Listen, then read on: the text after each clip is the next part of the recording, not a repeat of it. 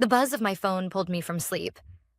I reached over, expecting a message from my sister or maybe one of my developers in a different time zone. Instead, it was a single text. No greeting, no explanation. Just this. Laura, after careful consideration, we've decided to move in a new direction. Your role is no longer required. Thank you for your service. Please ensure all access is relinquished by end of business Monday. Management. I read it 3 times, each time slower than the last. I wasn't hallucinating. 23 years, thousands of hours, millions in revenue.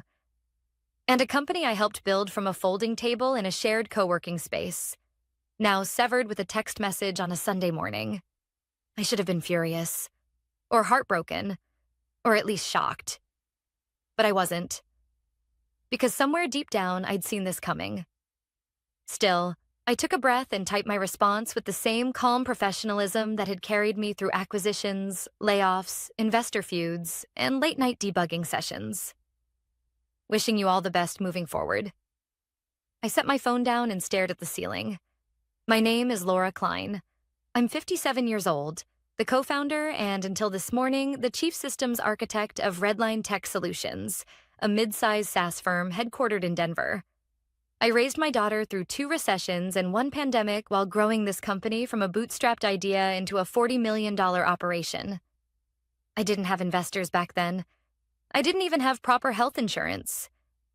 What I had was a whiteboard, 3 laptops, and an idea that wouldn't let me sleep. And now, I had a text message.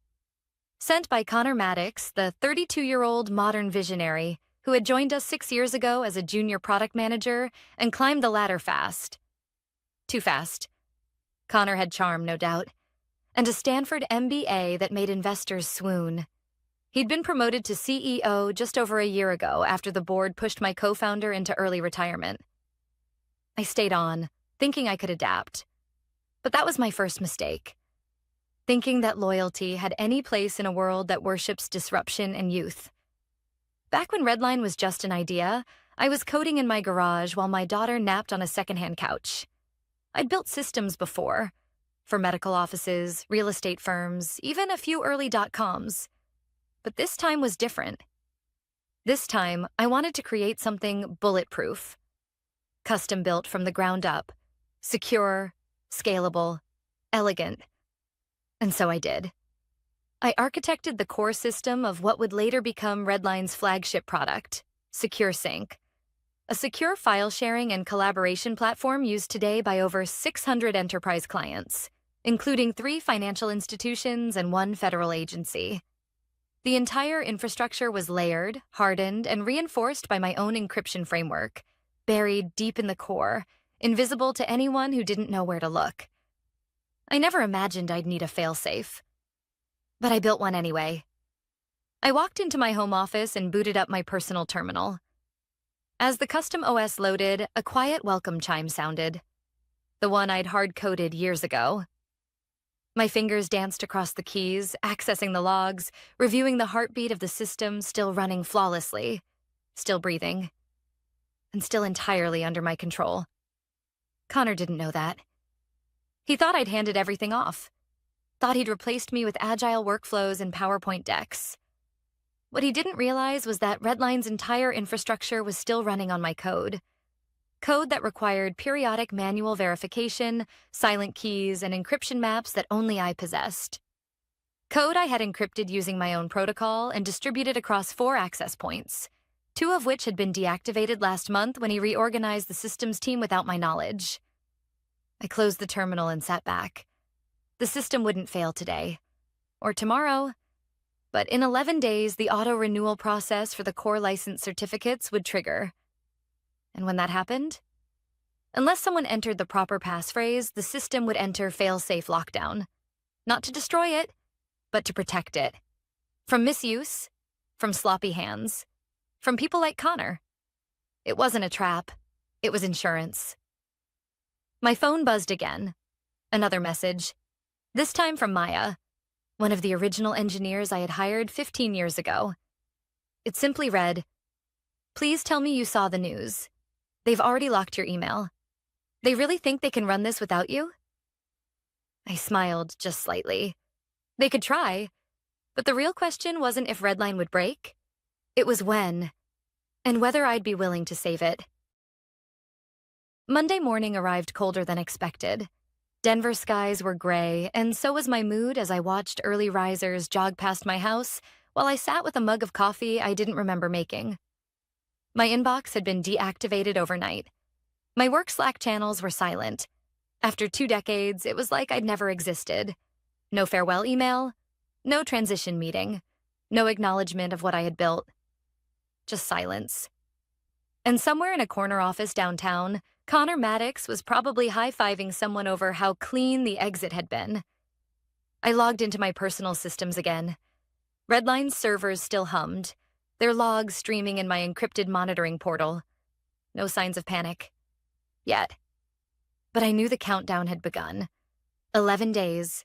That's when the renewal protocol for Redline's core authentication suite would attempt to engage the new security keys.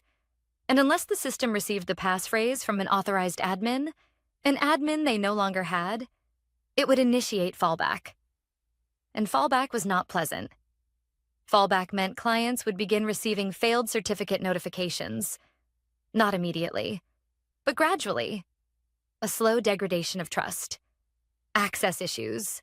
Login failures. Sync disruptions. I hadn't designed it to punish. I had designed it to protect. But without the passphrase, the system would interpret the silence as potential compromise. It would lock access to sensitive data, pause synchronization across distributed nodes, and require manual intervention, something only I knew how to perform. Not because I was trying to be indispensable, but because they never cared to learn. Redline had its first major data breach scare. A third-party analytics plugin had introduced a vulnerability, and overnight, client data was almost exposed. We caught it in time. But it was a wake-up call. Connor wasn't even at the company then. It was me, my co-founder Neil, and a handful of engineers doing 16-hour days trying to contain the damage. That week, I decided I'd build a system that didn't rely on memory or guesswork. A self-auditing framework with built-in fail-safes that assumed human error. Not if, but when. It took me 8 months. I rewrote entire modules. I documented every piece, on paper. I created a physical key map that only Neil and I had access to. He stored his copy in a fireproof box. Mine stayed in my safe. When Connor joined, he never asked about the legacy infrastructure. He brought in his consultants. They installed new dashboards.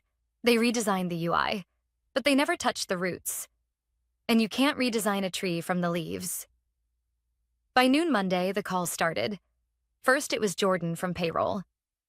Hey, Laura, I know this is weird, but do you remember how the internal payroll access gateway interfaces with the contractor database? I'm locked out, and IT said you manage that system. I paused. He sounded anxious, not panicked. Yet. I'm not with Redline anymore, Jordan, I said, calm but clear. I received notice yesterday. Oh, I didn't realize. He hesitated. It's just, we need access by end of day or no one gets paid. That's unfortunate. Another silence. Then a soft, almost embarrassed voice. Do you still have the override credential? I didn't answer, because he already knew. An hour later, Maya called. She didn't bother with small talk. They've shut down your remote access, but the system still flags your signature as a primary admin. You know that, right? I know, I replied. They didn't. I just watched Connor in a meeting try to act like nothing's wrong. But the junior devs are freaking out. Some update tests already failed. I could hear typing in the background. Probably from her home rig. She'd always worked better outside the office. It's why I let her do deployments remotely when she was still a junior. She never forgot that. Do you want me to fix it? I asked. She didn't answer immediately. Then, no. I want you to do what you think is right, but they're not ready for what's coming. That night, I pulled out a thick black folder from the back of my closet. Inside were handwritten diagrams, key logs, timestamps. The same documentation I'd offered to digitize 3 times. Every request denied. To legacy, they'd said. We'll move everything to the cloud. They never asked where the encryption keys lived. They never asked who regenerated the salts every 6 months. They never even looked at the original server architecture, which still routed through 2 of my silent fallback nodes. I flipped to the last page of the folder. A short line of code. My final safeguard. A script that, when executed, wouldn't damage the system, but would bring it to a complete halt. A pause. A system-level reminder. This infrastructure was never meant to run without understanding. Please return to Origin for reset. I closed the folder and locked it back into the safe. I wasn't going to break anything, but I wasn't going to protect them from themselves either. Not yet. On Wednesday morning, Maya texted again. Laura, it's starting. Multiple client systems failed the overnight sync. Connor's blaming the IT team. You might want to check your logs. I refreshed the system. Node 4 had just gone silent. 10 days left. Wednesday, 6:32 a.m. Maya's message was short, but it landed like a hammer. Laura, it's starting. Multiple client systems failed the overnight sync. Connor's blaming the IT team. You might want to check your logs. I set down my coffee and slid into my home office chair. Node 4. Silent. That node served authentication requests for 7 enterprise clients, including Vantage Bank, our oldest financial customer. The certificate validation ping had failed twice overnight, just as I had predicted. Without manual override, the system was in fallback mode, cutting off synchronization and escalating logs to the secondary failsafe queue. Not a full shutdown. Not yet. But the symptoms were showing, and they were only going to spread. I opened a secondary monitoring screen and watched as red flags blinked across nodes 3 and 7. Not critical, not total failure, but cracks. Clear and growing. They were already late in fixing it. By 10:17 a.m., I received a LinkedIn message from one of the newer engineers, Tomasz, a quiet but competent back-end dev who'd joined 2 years ago. Hi, Laura. I hope you're well. I know you're no longer with Redline, but I was wondering if you have any advice on the legacy cert validator used in SecureSync v3. Our internal documentation references something called gate check, but no one knows what it does. Gate check. They really didn't know. That was the handshake verifier I wrote in 2012 after a customer-side certificate failure caused a 3-hour sync blackout. It silently intercepted verification mismatches and pushed a delayed retry process through a sandbox until the system could safely resolve the key difference. Without it, the entire handshake loop stalls. Redline's architecture had evolved since then, but the backbone of that process, the logic, still ran on that silent script. Buried deep, stable, untouched for a decade. I didn't respond to Tomasz. I needed to keep emotional distance. I'd given everything to that company, and now that it was unraveling, part of me wanted to let it burn. But there were clients involved. People. Businesses depending on access to their systems to run payroll, coordinate shipments, secure private data. And I still cared. That was the hardest part. I still cared. Not about Connor, or the board, or whatever excuse they'd give to cover this up later, but about the people I'd built this system for in the first place. Thursday, I went out for a walk. I needed space to think, fresh air, to remember who I was before I became obsolete and outdated. Near the corner cafe, I ran into Kevin, our former director of implementation. He looked surprised, then guilty. Laura, wow, I didn't expect to see you around here. I still live here, Kevin, I said gently. He nodded, embarrassed. They're not handling it well, he admitted. The transition, I mean. Systems are acting up and, well, you probably know that already. I've seen the signs. He glanced around, then lowered his voice. Connor's pretending everything's under control, but we had 5 client escalations yesterday. The board is asking questions. That made me pause. The board? He nodded. There was a closed meeting this morning. Robert Bernstein from legal kept repeating that someone failed to ensure proper handoff documentation. Connor's blaming you. I had to laugh, softly, bitterly. Of course he is. That night I received another message, this time from a number I hadn't seen in years. Neil, my former co-founder. The one who left when Connor was named CEO. Saw what's happening. You okay? I'm fine. You still have access, don't you? They never revoked the root credentials, just front-end admin layers. That was a mistake. Yes, I replied. A big one. There was a pause before his final reply. What are you going to do? I didn't answer, because I wasn't sure yet. Friday, 3:04 p.m. 3 more client systems failed during automated rollouts. Certificate mismatches, sync issues, locked admin dashboards. Customer support was flooded with tickets. And all the engineers were scrambling with incomplete documentation, guessing their way through a system that was never meant to be run blind. And still, no one called me. Not Connor. Not the board. Not one official acknowledgement of what was happening. Just the slow unraveling of a machine that had run smoothly for over a decade, because someone knew where each cog fit, and that someone had been erased with a text message. On Saturday morning, I opened my email to find a subject line that made me sit up straight. Urgent System Stabilization Request from Board of Directors. Underneath, just one line. Miss Klein, would you be available for a confidential consultation regarding Redline's core infrastructure? We are prepared to offer compensation. They were finally reaching out. The question now was, what would it cost for me to save them? Saturday, 9:12 a.m. The board's email sat unopened for a minute as I stared at the subject line, the words swimming in my still-waking brain. Urgent System Stabilization Request. It wasn't from Connor. It was from the Board of Directors' official address. I clicked it.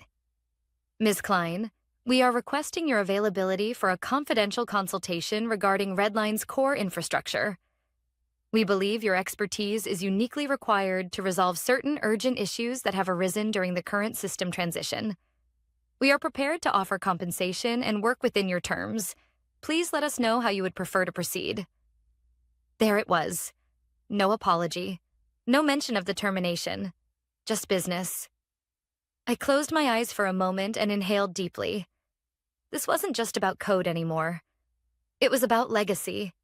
About how easy it is to discard experience and how expensive it becomes when that experience turns out to be irreplaceable. Still, I wasn't vindictive. I didn't want Redline to collapse. There were too many good people still working there. People I had mentored, supported, hired, trained.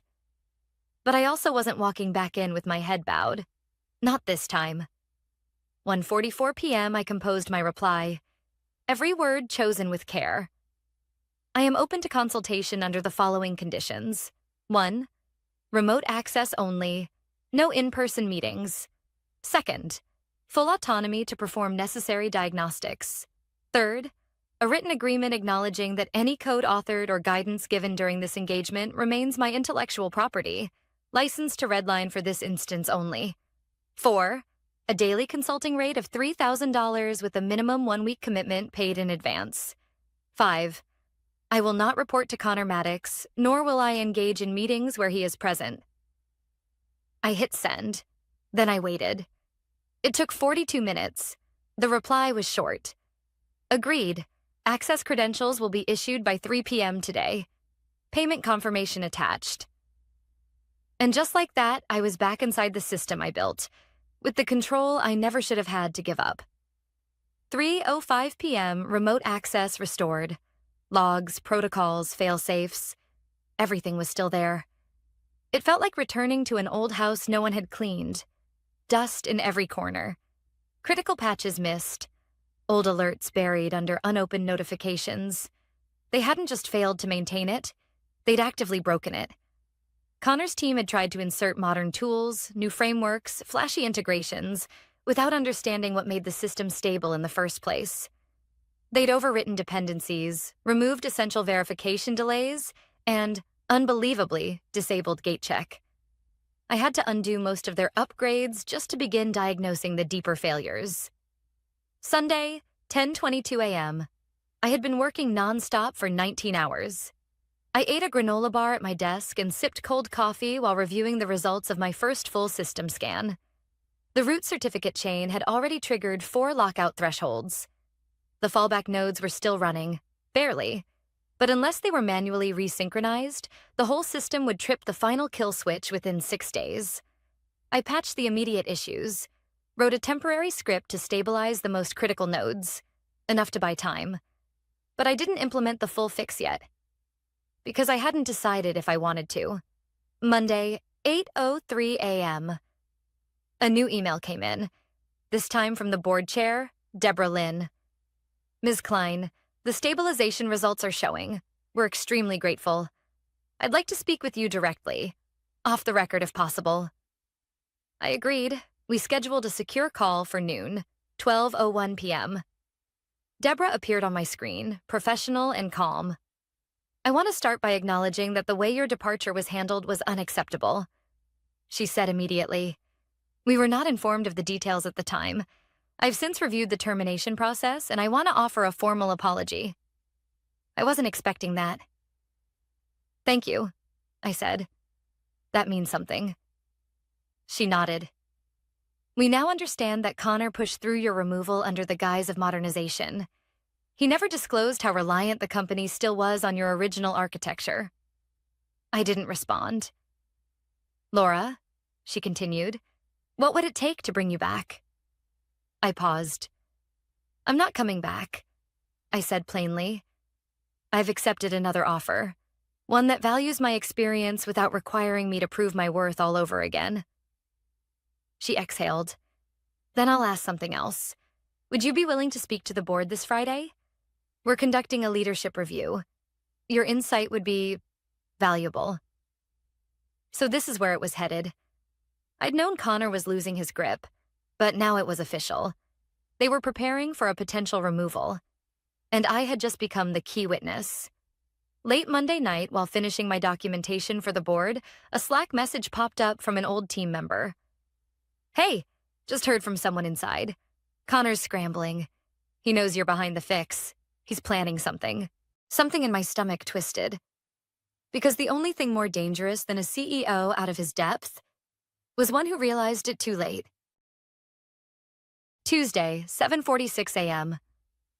The Slack message still sat on my screen. Connor's scrambling. He knows you're behind the fix. He's planning something. I stared at it for a while. Connor was many things. Impulsive, insecure, dangerously self-assured. But I hadn't expected him to retaliate this late in the game. He must have realized the board was circling. My consulting agreement had already been shared internally. The log showed who'd implemented the stabilization patches. There was no more hiding, but that didn't mean he wouldn't try. At 9:08 a.m., my phone rang. Unknown number. I let it go to voicemail. Then it rang again and again. By the 4th call, I picked up. Laura. His voice was low, controlled. I hadn't heard it since the day of my termination. Connor, I think we need to clear the air. I said nothing. You've made your point, he continued. You've shown them how valuable you still are. You've reminded everyone of your legacy. His voice twisted on the last word. I'm not trying to make a point, I replied calmly. I was asked to fix a system your team couldn't handle. I did that. You were also asked to speak to the board Friday. So he knew. That didn't surprise me. What are you planning to tell them? He asked. That depends, I said. What are you afraid I'll say? There was a pause. Then the mask slipped a little. I'm asking for a chance to make this right. Let's not let this spiral. I almost laughed. Not out of cruelty, but from the sheer irony. Now he wanted to repair things. After dismissing my contributions. After calling me obsolete and outdated. After cutting me loose with a single-line text like I was a forgotten vendor. Connor, I said evenly, You've had every opportunity to lead with integrity. Instead, you lied, covered your mistakes, and nearly tanked a product that supports hundreds of companies. This isn't spiraling. This is accountability. I'm willing to offer a deal. That got my attention, but not for the reason he hoped. I'm listening, I said, folding my arms. You come back as a systems advisor. Title of your choice, full autonomy, executive compensation package. We present it to the board together as a show of unity. Unity. I almost admired the audacity. Connor, I said slowly, you want me to save your job, not the company. He didn't deny it. Your name still means something here, he said instead. Don't throw away everything you built just to prove a point. It was subtle manipulation, framed as logic, as loyalty, as if I was the one being petty. I took a breath. I'm not throwing anything away. I'm preserving the parts that matter. And if that means speaking the truth to the board, so be it. He exhaled heavily. You know they'll remove me. I know they'll make the decision that's best for Redline. And I ended the call. Wednesday, 4:20 p.m., Maya called.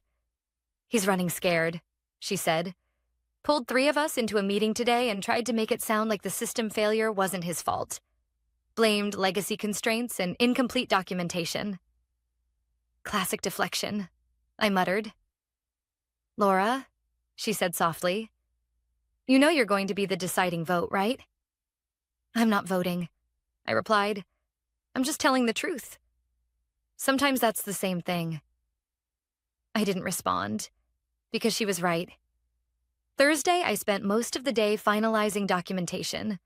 Every patch I'd written, every bypass I'd corrected, every flaw I'd traced back to Connor's decisions. It wasn't vindictive. It was just clear. The facts. A timeline. The truth. And as I finished compiling the notes for my presentation, I added one final line in the summary. No system fails without warning. But when leadership refuses to listen, even the most resilient systems break. Friday morning, I walked into the boardroom at Redline for the first time in 89 days. 11 people sat around the polished table. Connor was already there. He didn't look at me. Deborah Lynn cleared her throat and said, Ms. Klein, we're ready for your statement. I opened my folder. The room fell silent, and I began. Friday, 9:03 a.m. The boardroom was colder than I remembered. Frosted glass walls, brushed metal chairs. The kind of modern design Connor had insisted on during the last renovation. More style, less substance. A perfect metaphor. I stood at the head of the table, my notes in front of me. 11 board members looked back at me. Some curious, some tense, a few guarded. Connor sat halfway down the left side, suit crisp, face unreadable. He didn't meet my eyes. Deborah Lynn gave a brief nod.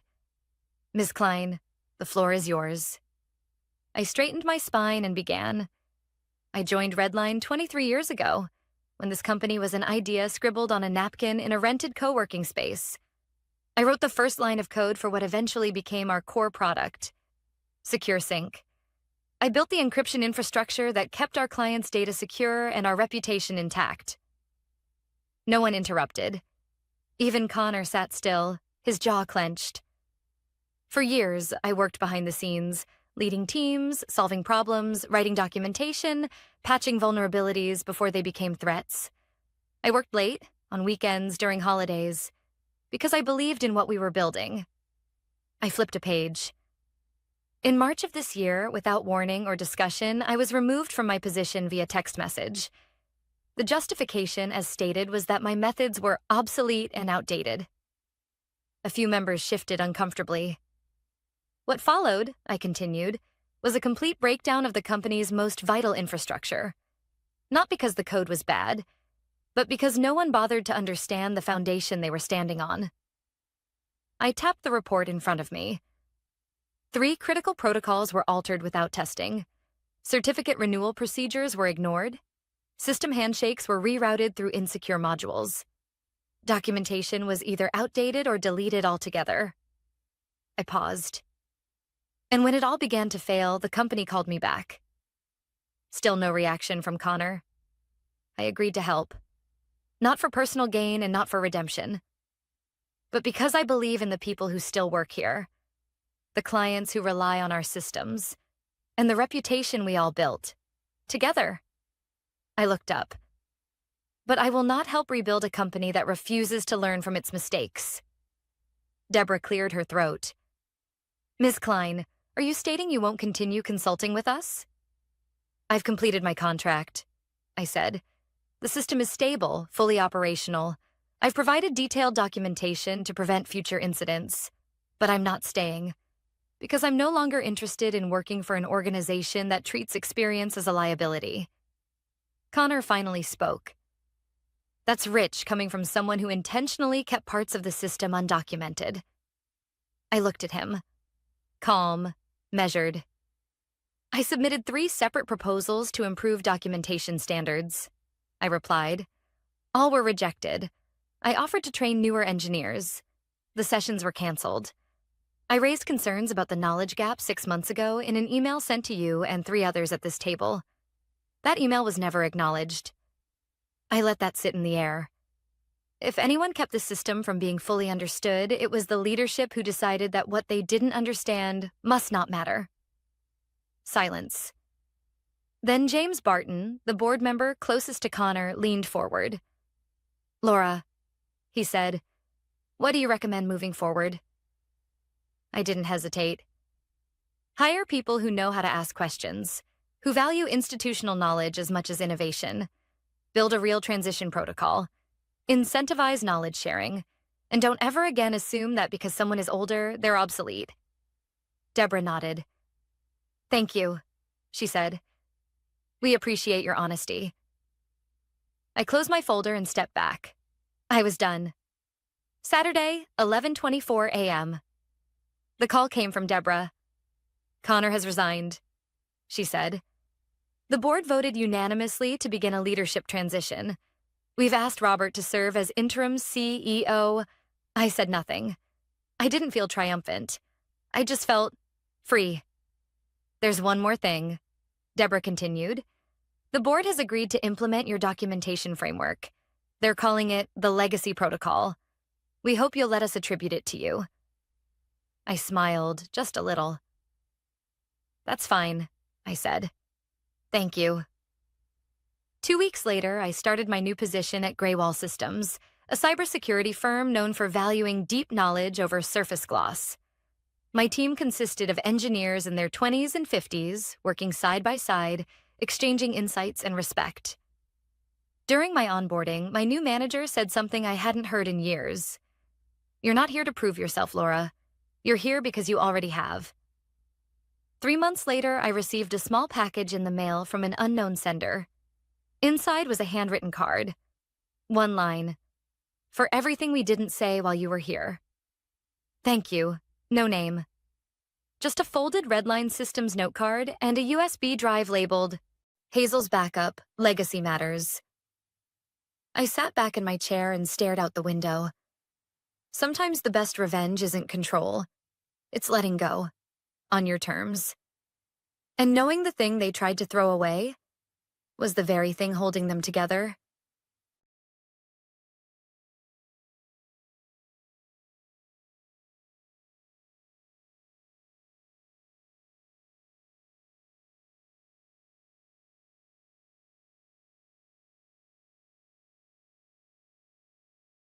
You're no longer needed, he said, like he was commenting on the weather and not gutting the last 11 years of my life.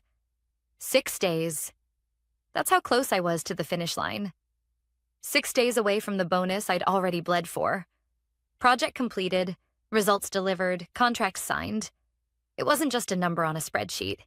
It was $68,000, my son's first semester at NYU, my mother's new hearing aids, and maybe, just maybe, a weekend where I didn't wake up at 4 a.m., grinding my teeth about expense reports. But no, Brian, my boss with the moral compass of a used car salesman and the haircut of a youth pastor, sat across from me in a glass box conference room, and slid a beige folder toward me like it was a goddamn takeout menu. Company-wide restructuring, he added, with a tone so oily I wanted to wipe my hands on the seat cushion. Restructuring. That word again. Always delivered by people who still get to keep their parking spot and a seat at the Christmas party. He tapped the paper. Just sign here, Ellen. I looked down. A standard termination agreement. 3 weeks severance. Positive reference letter. Legal silence. My ears rang. My vision tunneled. But I didn't scream. I didn't flip the table.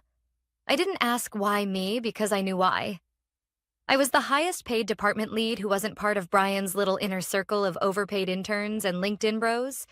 The kind of circle where your GPA mattered more than your deliverables and ping pong tournaments replaced actual leadership. And he thought I'd just nod. Be grateful for 3 weeks of hush money. Walk quietly into the LinkedIn graveyard with a carefully worded "Exploring New Opportunities" post and a stock photo of a mountain. Instead, I smiled.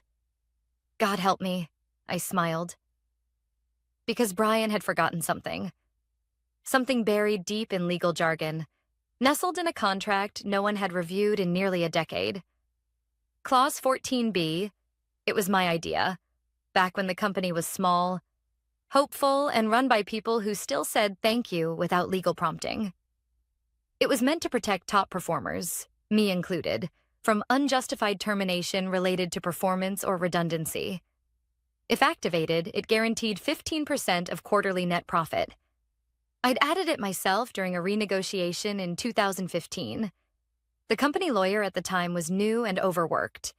Brian hadn't even been hired yet. Nobody noticed. Until now. So yes, I signed. In silence. And when he handed me the exit checklist like I was returning a library book, I said, "Pleasure working with you, Brian." His smirk? That was the last one I'd ever see. When I walked out of the conference room, the office floor looked like it always did. Gray carpets, dying ficus trees, people pretending not to watch. Only this time they were.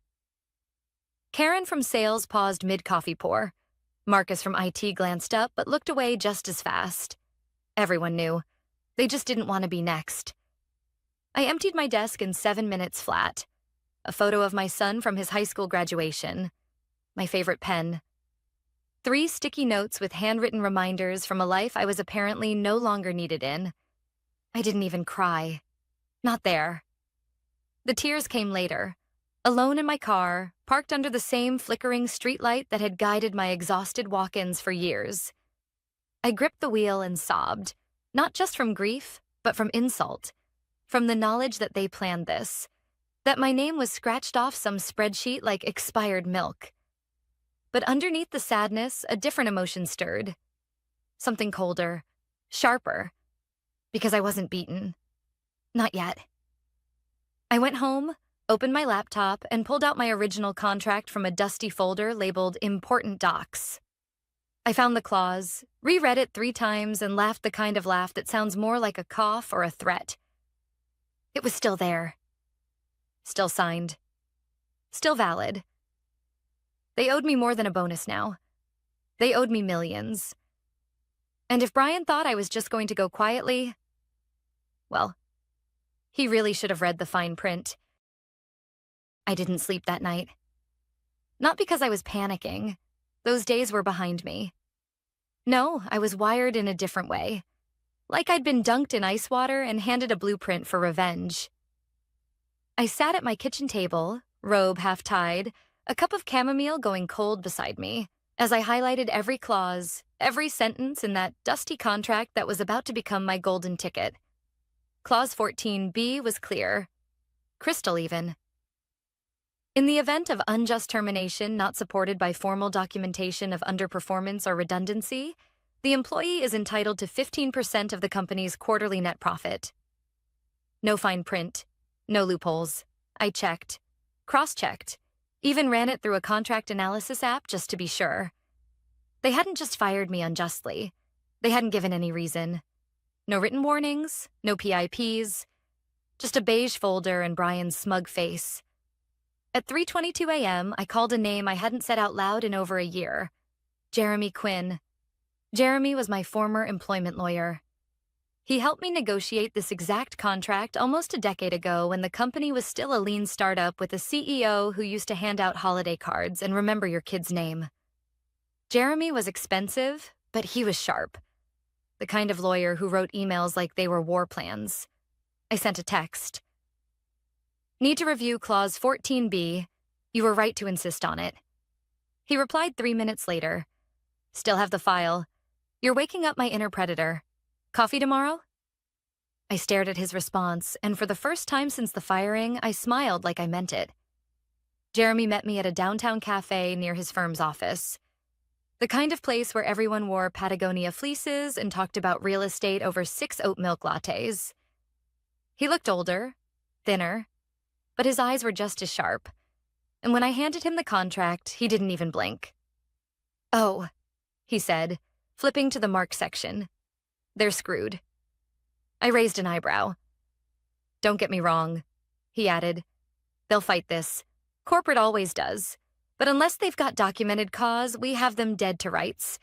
Any chance they gave you a written explanation for the firing?"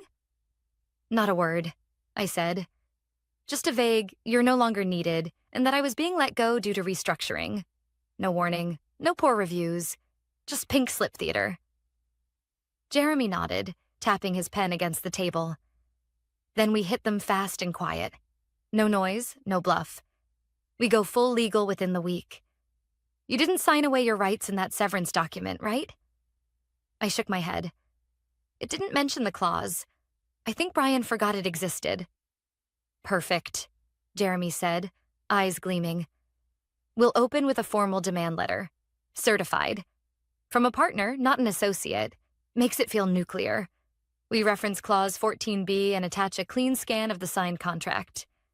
Then we sit back and wait for the panic." "What if they try to make it look like they fired me for cause?" I asked. "Fake documents, backdated warnings." Jeremy smirked. "Then we subpoena internal records, audit document creation dates, pull metadata from their SharePoint or Outlook systems. If they try to forge anything, we'll catch them. And if they don't try, even better. They'll want to settle. Fast." I nodded slowly, the weight of it all sinking in. I wasn't crazy. I wasn't overreacting. This was real. And I wasn't alone in it. Jeremy leaned back. "You know what pisses me off the most about this?" I raised an eyebrow. "They didn't even do it with dignity. They didn't treat you like a human being. Just a number, a cost line. That makes this personal." It was personal. For me, for my son, for every late night I'd spent running numbers while Brian took credit for my work in those all-hands meetings. I left the cafe feeling like something had shifted, like the ground under me had finally stopped moving. But I also knew I couldn't win this alone. I needed someone still inside the company. Someone who knew the numbers. Someone who had access to quarterly reports, bonus pools, and the executive conversations that never made it into email threads. I pulled out my phone and scrolled through contacts I hadn't touched in months. Past vendors, old interns, and finally, Erica Bloom, senior accountant. Smart, loyal, and definitely still pissed about being passed over for promotion 3 years in a row while Brian hired his buddy's cousin with a finance degree and a TikTok addiction. I typed, "Hey, can we talk? Something important and confidential." 3 dots appeared, then disappeared, then reappeared. "Yes, meet me tonight, but not near the office." That's when I knew. She already had something to say, and I was finally ready to listen. We met at a strip mall sushi place with flickering signage and a host who didn't look up once as we walked in. Erica was already seated in a back booth, hunched over her miso soup like it had offended her. She looked tired. Not the kind of tired you fix with sleep. The kind that settles in your bones after too many years of being overlooked, talked over, and politely ignored. She looked up when I slid in across from her. "No small talk," she said. "You texted me something about Brian and bonuses. Go, I appreciated that." No pretense. So I told her everything. The firing, the clause, Jeremy's plan, the demand letter, the eerie silence from Brian after I signed the paperwork without protest. When I mentioned Clause 14B, her eyes lit up like someone had just flipped a breaker inside her skull. I knew there was something, she whispered. They've been pushing us to finalize Q1 bonus calculations early. Like, really early. I mean, end of month early. And the only time they do that is when they're trying to lock something in before it changes. I leaned in. Before what changes? Before someone sues or leaks or, you know, throws a wrench in the machine. She took a long sip of her water. Then she reached into her tote bag and pulled out a manila envelope, plain and unassuming. I printed a few things, she said. Inside were 3 spreadsheets.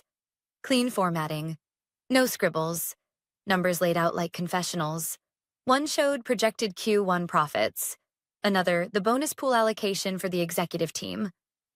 The third, my favorite, was a payout forecast. Missing one line item. Mine. Your name vanished last week, Erica said, voice low. Just gone. Like you never existed.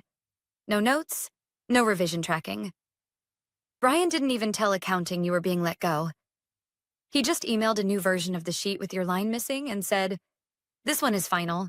Use this." I stared at the page. Under the column for strategic operations, where my bonus used to sit, was just a dash.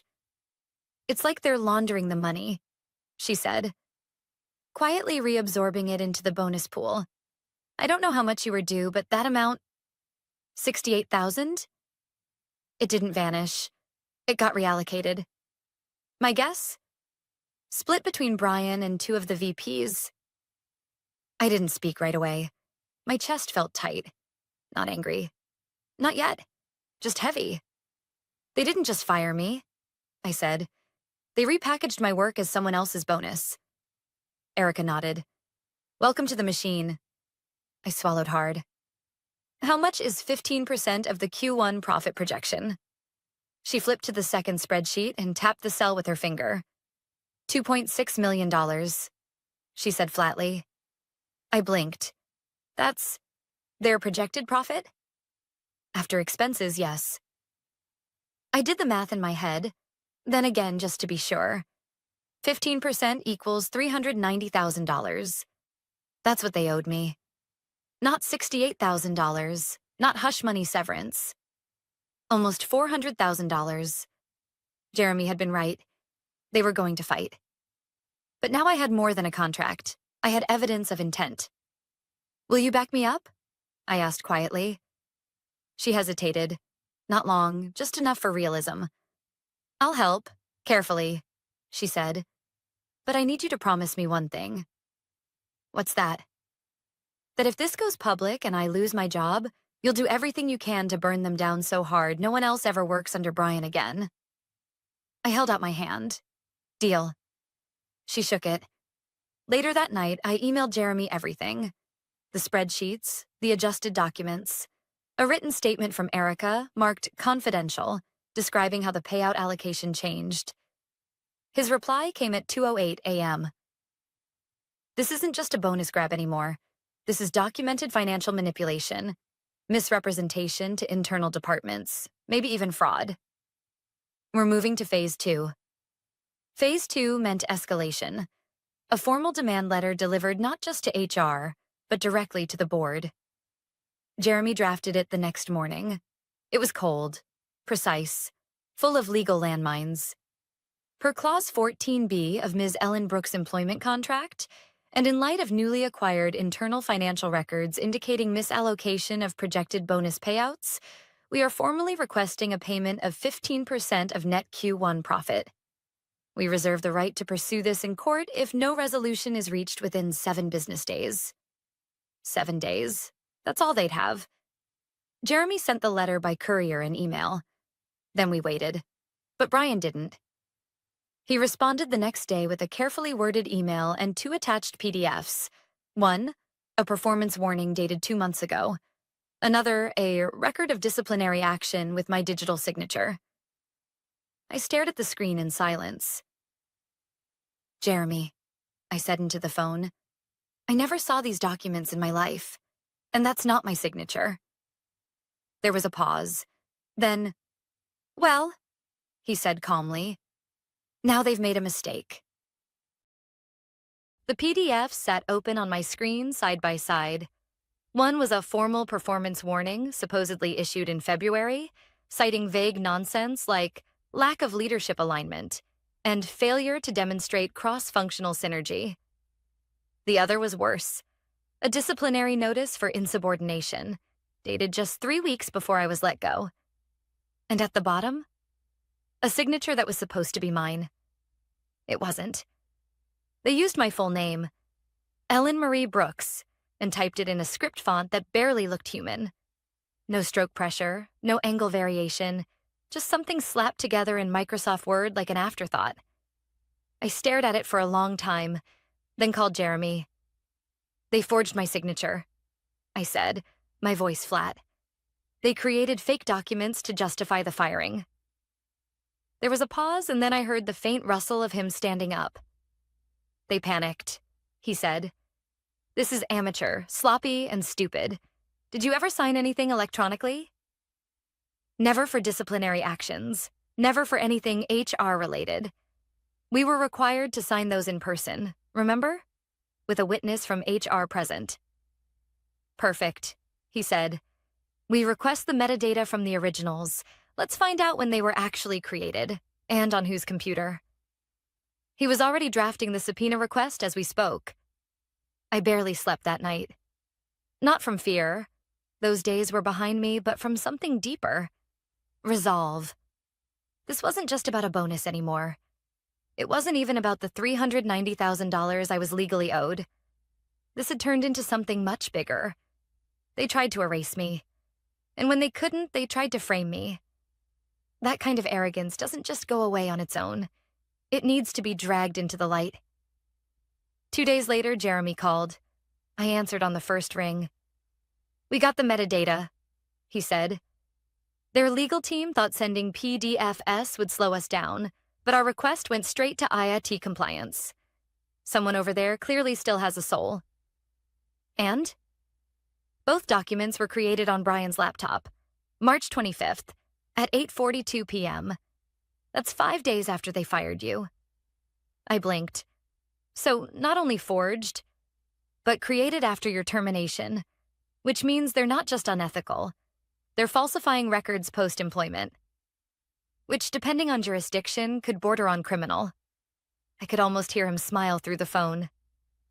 It's rare we get a clean shot like this, Ellen. They handed us a gift. At Jeremy's suggestion, we didn't confront them directly. Instead, he filed a quiet complaint with the company's external legal auditor. It's the kind of internal watchdog most execs forget about, until it bites them. Then he made one more call. To a journalist. Not just any journalist. Sarah Klein, a respected business reporter for a major online outlet. The kind of person who double-checks every source and doesn't flinch when threatened with a cease and desist. Jeremy sent her a teaser. Redacted versions of the forged documents, the contract clause, and a timeline of events. She called me personally within 12 hours. I'm not here to sensationalize this, she said. But if what you're alleging is true, this is a pattern. I've covered 3 similar cases in the last year. Firings right before bonus payouts, sudden restructurings with no documentation, and forged warnings to kill clauses like yours. I hesitated. I'm not looking for fame. I'm not trying to burn the place down.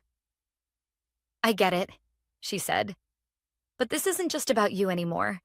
It's about accountability. If you let me write this, anonymously, if you want, I promise I'll protect your sources and stay fact-checked down to the ink. After a long pause, I said yes. She asked for one quote. I gave her this. When people in power are allowed to rewrite history with a few keystrokes, everyone loses. This isn't about revenge. It's about truth. The article went live 3 days later. The title was brutal in its precision. Fired before the bonus, inside a corporate culture of quiet erasure.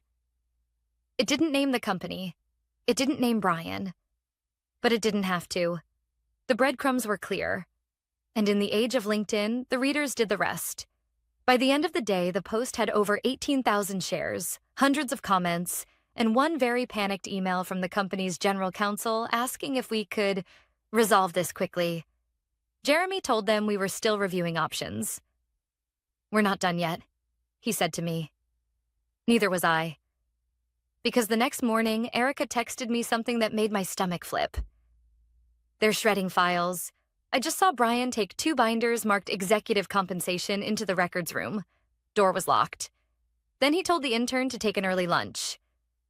They were trying to erase the evidence. But it was already too late. We had what we needed. And now, we had an audience." When your enemies stop pretending, that's when the game changes. The morning after Sarah Klein's article dropped, I woke to 5 missed calls from unknown numbers and 1 voicemail from someone I hadn't heard from in almost a year. Robert Chang, one of the company's board members. Back when I was still useful to them, he'd once told me I was the quiet engine that keeps the train moving. Now I was a liability. The voicemail was short. "Ellen, I think it's in everyone's interest we speak directly. Please contact my assistant. We'd like to arrange a meeting. Discreetly." I forwarded the message to Jeremy. He didn't respond right away. Then, finally, "Let them come to us." In writing, an hour later, an email arrived from the company's outside counsel. Not the in-house team, but a big white shoe firm from downtown. Polite, vague, nervous. They requested a closed-door meeting between myself, my legal representation, and select members of senior leadership to reach a mutually beneficial resolution. Jeremy and I sat down later that day to prepare. The man showed up with 4 color-coded folders, a tablet full of timestamps, and a calm that made me feel dangerous. He looked across the table at me. "We're not just negotiating a payout, Ellen. We're negotiating your terms, your dignity, your message." "I'm not walking away with the check in silence," I said. He nodded. "Good. Because the number I have in mind isn't based on your original bonus. It's based on everything they tried to bury." He opened the spreadsheet. Projected Q1 profit, $2.6 million. 15% per clause. 14B equals $390,000. Plus penalties, legal fees, reputational damages. Jeremy's opening number, $625,000. I didn't breathe for a second. "They're going to flinch," I said quietly. "They're going to sweat," he corrected. "Then they're going to pay." The meeting was set for Friday at 10:30 a.m. in a sterile conference room on the 19th floor of a midtown legal office. The windows were too clean, the table too polished. Everything reeked of corporate damage control. Brian was already seated when we walked in. No tie, pale, hair freshly cut, probably to look professional for the board. He didn't look at me, just fiddled with a Mont Blanc pen and pretended to read from a blank legal pad. To his right was Marissa Lowell, head of HR. To his left, the company's general counsel, a man named Stewart, who looked like he chewed through non-disclosure agreements for breakfast. Jeremy and I sat across from them like we'd been planning this for months, which, in a way, we had. After brief introductions, Stewart cleared his throat. "Ms. Brooks, our client is interested in resolving this situation without further escalation. We understand there may have been some confusion regarding your departure." I said nothing. Jeremy smiled like a shark in a pond. "Let's be clear. Your client fired Ms. Brooks without cause, then submitted forged documents, then attempted to reallocate her bonus without disclosure. That's not confusion. That's calculated deception." Stewart's jaw twitched. "We believe there's room to negotiate." Brian finally looked up. "She was difficult," he said, voice tight. "Always questioning my direction, resistant to change. Her performance?" Jeremy held up a hand. "We're not here to debate adjectives. We're here because you violated a legal contract. And now we're going to fix that." He slid a single-page document across the table. Settlement amount, $625,000 NDA terms. Limited. No disclosure of amount, but right to share experience anonymously. Admission of fault. None required non-retaliation clause. Included, Marissa exhaled like someone had punched her in the stomach. Brian's face turned bright red. Stuart asked for a private moment. We stepped out. In the hallway, Jeremy checked his watch. They'll counter, he said. But they know they're out of moves. If this goes to court, the forged docs alone could tank them. And if Sarah writes a follow-up with that metadata... He didn't finish the sentence. He didn't have to. 10 minutes later, we were called back in. Stuart's tone was clipped. Our client will agree to the financial terms, provided the NDA is slightly adjusted to limit third-party media discussions. Jeremy didn't even blink. Denied. The article already ran. Ellen retains the right to clarify or correct public record should it be necessary. More silence. Then a reluctant nod. It was done. They printed the agreement on the spot. I signed. Brian stared at me like he was waiting for me to gloat. I didn't. I just stood, gathered my things, and said, "You should have read the fine print." Jeremy and I walked out of that building with the signed agreement in hand and one last, quiet victory still ahead. Because the check hadn't hit my account yet. But something else had. Control. The wire hit my account on a Tuesday morning at 9:03 a.m. I was sitting at my kitchen table, same spot where I'd read through the contract weeks earlier, same cold mug of tea, same crack in the ceiling I still hadn't fixed. But this time, I didn't feel small. I felt finished. $625,000. Clean. Legal. Untouchable. I stared at the number for a long time, long enough that my banking app signed me out. When I logged back in just to make sure it was real, it still made my chest ache.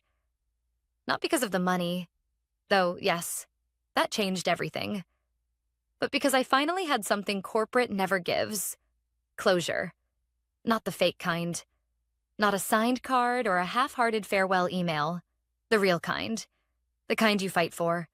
The kind you earn. I used the money the way you might expect. Paid off the mortgage, cleared my credit card debt. Set aside tuition for my son. He cried when I told him he wouldn't have to take out loans for sophomore year. Then I transferred $20,000 to Erica with a note that just said, "Thank you for not looking away." She called me 3 minutes later, sobbing. Said it was too much. Said she hadn't done it for the money. I told her I knew that. Which is why she deserved it. I also paid Jeremy's fee in full, then sent him a bottle of 25-year scotch with a note that read, "For the next client who's underestimated." 3 weeks passed. The company never released a statement, never admitted wrongdoing. That wasn't surprising. But Brian, he quietly resigned on a Friday afternoon. No announcement, no party, no explanation, just an empty office and a deactivated email. I heard later that he tried to frame it as pursuing new opportunities. The irony nearly choked me. Rumors swirled for a while. Something about irregularities, audits, outside legal reviews. Erica said HR was interviewing staff about internal policy violations, and the board had hired a third-party firm to assess ethical leadership standards. In plain English, they were cleaning house. Quietly. Quiet like a cover-up. I thought that would be the end of it. Until one day I got a message on LinkedIn. It was from a woman named Carla, a senior analyst at another tech firm. She wrote, "Hi, Ellen. I read the anonymous quote in that article, and I think I know who you are. Just wanted to say thank you. I was let go from my last job under similar circumstances and thought I was crazy. Your story reminded me that I'm not." There were more messages after that. Dozens. From strangers, from women, from older employees, from people who had also been erased, dismissed, paper-trailed into silence. They didn't want revenge. They wanted to be seen. So I wrote a post. Not a name drop. Not a takedown. Just a story. About the quiet people who build companies. About the contracts no one reads until they matter. about what it means to walk away with your spine intact. It ended like this. Some bridges deserve to burn. Some doors are better closed. But your name? That's not negotiable. Protect it. Fight for it. Keep receipts. The post didn't go viral. Not right away. But it resonated. Because it was real. And sometimes real is louder than dramatic. People always think the best revenge is fire and fury. But honestly, the best revenge is survival. The best revenge is sitting on your back porch, 3 months later, with your mother in one chair and your son in another, sipping lemonade while the spring breeze runs through the trees. It's hearing your son say, "Mom, I'm proud of you." It's knowing you didn't burn your life down. You rebuilt it, brick by brick, clause by clause. And you didn't become like them. You stayed you. One day, months later, I passed that old office building. I was walking downtown after lunch with a former colleague. I paused across the street, looked up at the 12th floor window that used to be mine. It was dark, empty. Someone had removed the nameplate on the glass door. I didn't feel angry or sad. I just felt free. I turned to my friend and said, "Let's keep walking." Because the story was over. And the next one? I'd write it on my terms.